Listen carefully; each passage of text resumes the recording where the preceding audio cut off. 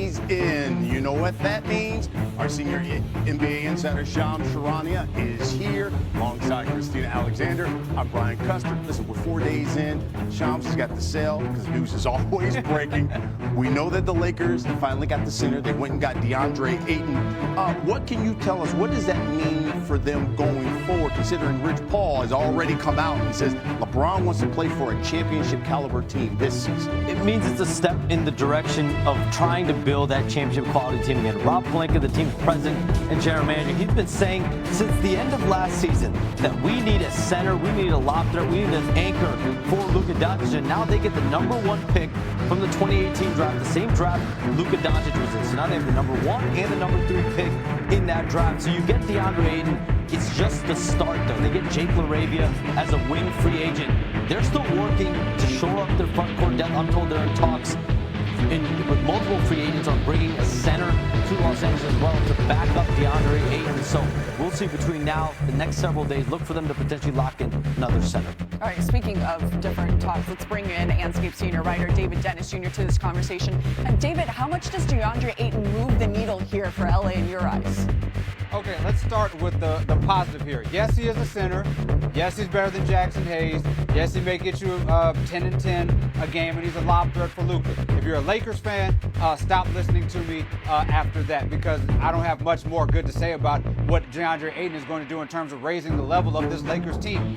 This does not make them a contender, of course. This does not make them really that much better, because we have so many questions about DeAndre Ayton, especially when it comes to looking at what he left behind in these two teams. There's been a lot of questions with Portland and Phoenix about his desire, about his maturity, about how he is in the locker room. And you're coming to a Lakers team where they're trying to win now. LeBron wants a championship right now. Luka is trying to figure out if he's going to stay with this team. This team is in flux a little bit, and added the fact that J.J. Redick has a short leash on players if they don't show that toughness and tenacity that he's looking for.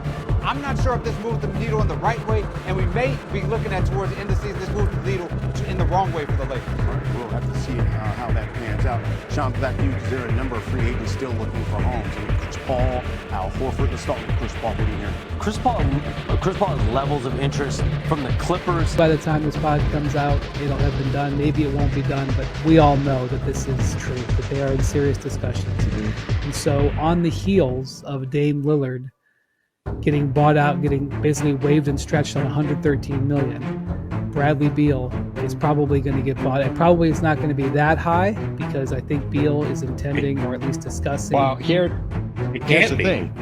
It can't be that high. So there's a quirk in the rules. We talked about this with the Dame Lillard waive and stretch, where a team cannot have more than 15% of the salary cap in dead money at any time. So in the past few years, the Suns have, at different points, waived and stretched E.J. Liddell, former Ohio State star, and Nasir Little.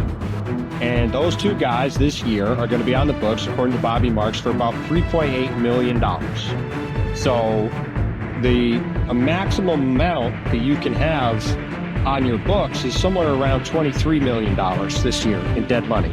So because of that, Bradley Beal, who's currently owed about $110 million, I think it's just a little bit less than what Dame's deal was, he's got to give back at least 13 or 14 million or so to allow it to be a legal buyout. So the Suns are going to end up with basically the same dead cap hit that the Bucks are going to have on their books, but because of this Nasir Little signing that this wave and stretch in the past, they have to get Brad to give back a little bit just so they can actually do it.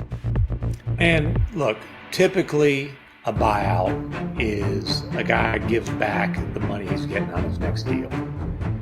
You know, it's I don't know. Is there a situation now where Beal can get $14 million? Is there a team? Is there a team that has the full non-taxpayer mid-level? I don't see one. There's a few teams that would make sense for him. I mean, I don't know how far in a realm go. Yeah, I'm not looking for aggregation. Go into the realm of speculation. Okay, my point is there's a couple places he could go. Well, my point is this is real a quick. unique He doesn't buyout. have to get the. Okay. He doesn't have to get. If he's let's just say for the sake of the discussion, he's leaving $14 million on the table, and he wants to be whole.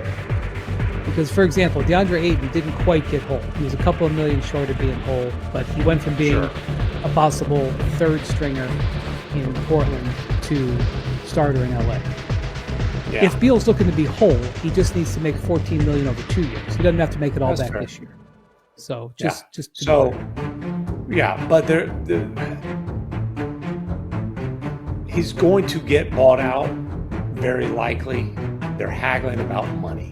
But, I mean, I remember when I went, I was around the Suns for a little bit to write the story on the not so pleasant state of the Suns, and this was when Beal had heard his name in trade rumors for months, despite the fact he had a no trade clause. And I talked to him about it. And he was honest about it. And by the way, he'd also been, in his eyes, demoted to a 6-man role for a while there. He said he felt disrespected, but he mentioned, like, hey, there wasn't anything that made sense before the trade deadline. He didn't want to, just like KD, he didn't want to uproot his family or his personal life. In Beal's case, his family, young kids, wife, in the middle of the season. But he pointed out, like, summer, there's a lot more options on the table. There's a lot more possibilities. I don't think Bradley Beal is in any way, shape, or form opposed to getting his walking papers from Phoenix. I think he just wants as much money as possible to go along with him. Yeah.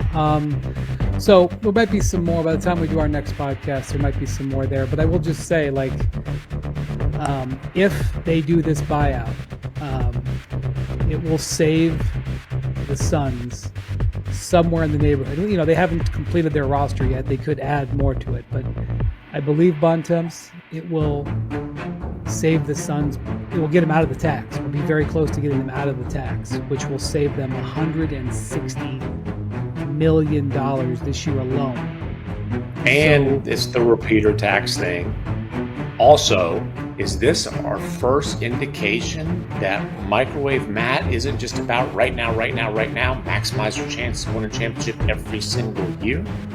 Is this? Well, I would say that there are a lot of parallels to a team I covered back in the mid-2010s, the Brooklyn Nets, and you can lay all the parallels out, and it's eerily similar, the situation with the two teams. You've got two owners that were very brash, that came in talking tough about how they were going to spend a bunch of money and immediately build a championship team. You got Mikhail Prokhorov with the Nets back then. Obviously, you got Matt Ishbia now. You have teams that wind up having disgruntled stars. They ended up buying out, waving and stretching. Darren Williams back then. You have Bradley Beal now. You have two franchises that traded all their draft picks, went all in to try to win a title. Kevin Garnett and Paul Pierce trade back then. Obviously the Kevin Durant trade in